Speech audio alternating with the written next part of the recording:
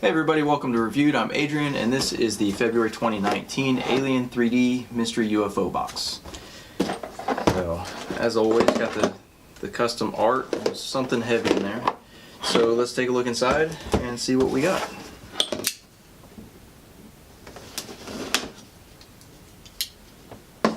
Okay. So, first, we have the pamphlet. UFO romantified, unidentified filament objects. Alright, we have a nice dark red filament. What is this? Fibrology Flex 40D Burgundy. So we have a flexible filament. Alright, 200 to 220 C on the hot end, 50 to 70 C on the bed, speeds up to 45 millimeters a second. Direct drive 15 to 30 on Bowden setups. There we go. And I'm doing this a little out of order. I just realized I'm taking out the filament first, but we'll just roll with it. Next is Filament 1 Pro Select PLA Glint Red Metallic. Alright. I like that. Very nice. We have Repcord PLA Boss Pink 3D Pink Mafia. Been seeing this one on Twitter, so that is nice. Be able to try that. I didn't realize it's a little translucent. Oh, all right, very cool. And last for the filaments, we have Plast 3D Green PLA, and that one is nice. Just a regular green, but looks good. Looks like a good green. All right, let's get into the goodies. We've got a iPrint with Glint Filament 1 sticker.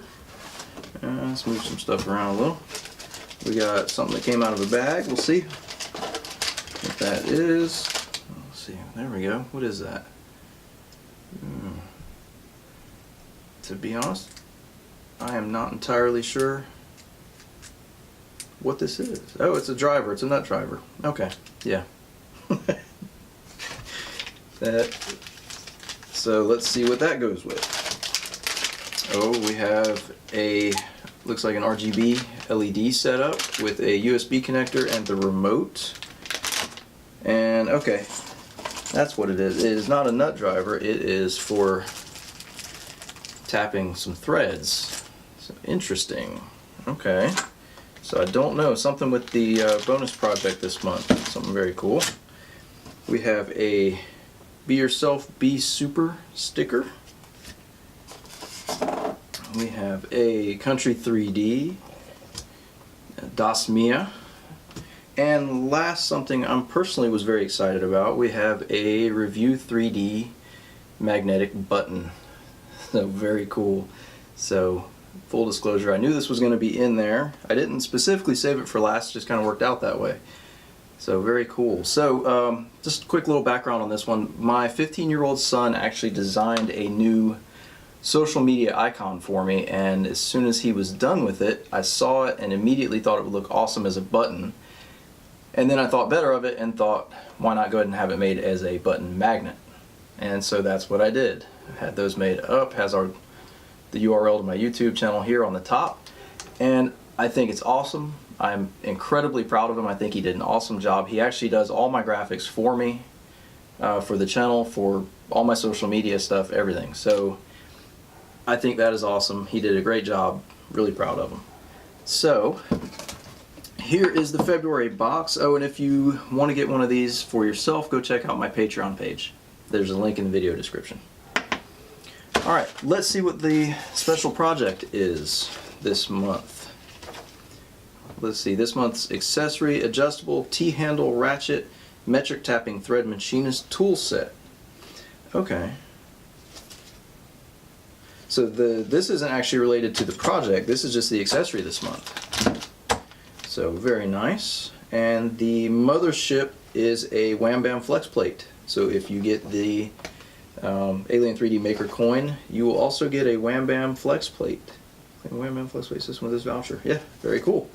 Alright, so the bonus project, color changing backlit lithophane box. Some of you may have seen me post in December about one that I made for a streamer I follow. I thought it was really cool and would be a nice way to make a present for your loved one or sweetheart. The box contains a 60 LED light cord with a remote control to change the colors of the lights. Hope you enjoy, and then there's a link to the file to download and print. So that is actually pretty neat, because I have actually been wanting to print one and just for whatever reason just haven't yet, probably because my print list is huge and always growing. So I'm going to guess it might be a lithophane with maybe some kind of light box or something like that. So either way, that is awesome. I'm doing these unboxing videos a little bit differently now. If you've seen some of my others, you might already know I designed my own maker coin. And so what I'm going to do is I'm going to open the boxes and then I'll print a maker coin for each filament that I get, assuming it's one that I can print. But all of these I should be able to print fine, hopefully even the flex, which will be interesting trying to print a maker coin in that. So what I'm going to do is I'm going to go ahead and print the maker coin. We'll come back and we'll take a look at all the filaments and see how they look. And we're back. Alright, so let's take a look at some test prints. I'm just going to go in the order that they were listed in the pamphlet. So first up is the Filament 1 PLA Pro Select Glint Red Metallic. And this is a really pretty filament. The maker coin came out excellent. The overhang, steep overhang on the bottom of the coin here printed really well. The layers are really consistent and smooth. It has a ton of glitter in it. Turned out really good. So I think on this one, this was at on the CR10 at 205. And if you're looking for a deep red with just a boatload of glitter, then this is probably the filament for you. So happy with that one. Glad I've got some extra to do some other prints with. So that brings us to the Repcord Boss Pink Translucent PLA.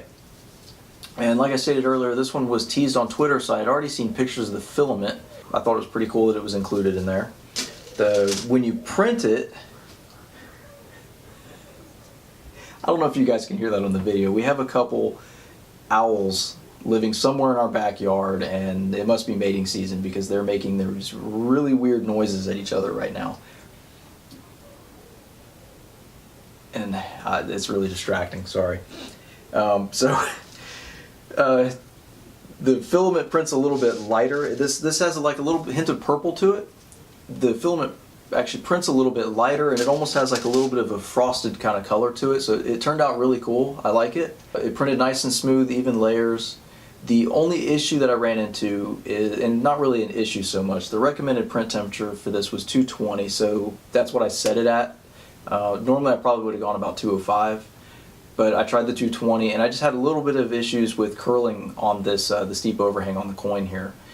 And so I had to slow the print down some and add a little bit of cooling just to prevent it from getting bad. But like I said, it's not really an issue. I think that, at least for my printer, for my CR10, it probably would have liked printing a little bit lower, around 205. But as long as you know that, just make some adjustments, it's fine. Otherwise, it printed great. But I want to play with some different temperatures and see how that changes the finish. So there's that one. Alright, next we have the Plast3D Green PLA, and this one is just a no frills green PLA, no pearl, no glitter, no nothing like that, but a good green color, and I was pleasantly surprised with how it printed. It actually printed really well. Sound kind of like a broken record maybe, but the layers were nice and even, nice smooth finish to it. I mean, it printed really nice. Honestly, the layers on this one probably printed more consistently than the first two. It printed really well. I like the finish of it too. It's not a matte finish, but it's not really a glossy finish either. It just looks good. So this was 205 on the CR10 also. The pictures that I'm putting up on the screen aren't very representative of the color. This is a really hard color to get a photo of. Looks really good, but really hard to photograph. So, sorry, I did my best. Okay, last but not least, we have the Fiberlogy Flex 40D Burgundy.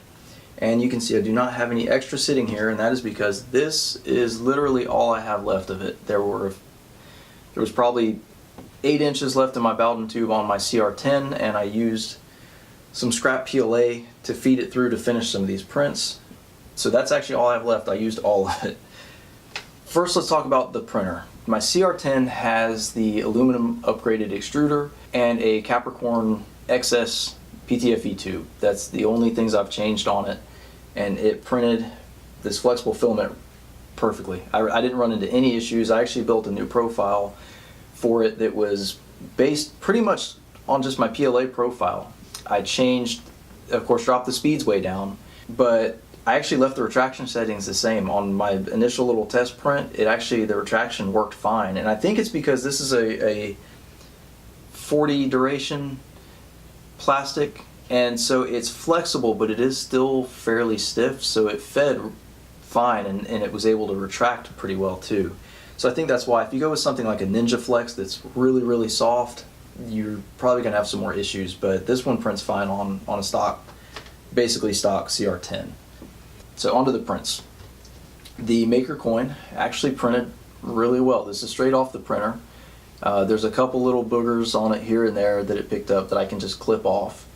The layers are pretty smooth. There's a couple little ones where it, not a layer shift so much, but just where one layer might kind of bulge out, or just little things here and there. But overall, it came out really good. If I was going to change anything, I would have turned up the extrusion a little bit more or done a few more top layers. You can see in the picture it just didn't quite get the coverage that I wanted on the top. But otherwise, I like it. It's really cool. It's, like I said, it's not a super flexible filament, but it definitely is flexible. And I liked it so much that I went ahead and printed these rotten eggs, which you can get on Thingiverse. Where are my notes? This is by Brandon Blinkenberg. These are rotten eggs. This one is 185% scale. This is 85, and this is 70. And I actually printed a total of 6 of them because I think they're really cool, especially flexible. And my kids loved them. And you can see, quite flexible. It takes it a second because there's no opening for the air to get back in easily. But they printed nice and squishy. These are just 2 walls, no infill on these. This one actually does have 3% infill, and that was just because at the larger scale I needed to support the top a little, and 3% infill just gave me a nice cross pattern coming up just to support the top, so it was still nice and squishy. So I'm real happy with the results on this one. I wasn't sure how it was going to print, but like I said, just absolutely no issues. It prints great. Really actually smooth, nice smooth layers on these prints. I had little issue on the Maker coin, you can kind of see in the pictures, but these printed really smooth. So I would like to get some more. This was from Wolfworks 3D, which is the US supplier for Fiberlogy, so I'll be going through them to get some more of this. And I am going to print the lithophane that came with the UFO box. I don't normally have these printed in time for the video, so I leave the parts sitting out, but I do like the project aspect of the boxes. They push you to kind of try something different sometimes, and so I do them. I just don't have them in the video. So I just wanted to mention that real quick. So that's it for the February 2019 UFO box. Hopefully you guys enjoyed it as much as I did. There's a link to Alien3D in the video description, along with a referral code that will get you $5 off your first month's box, and I will also receive a $5 credit towards a future box. So if you use the code, thank you in advance. I appreciate the support.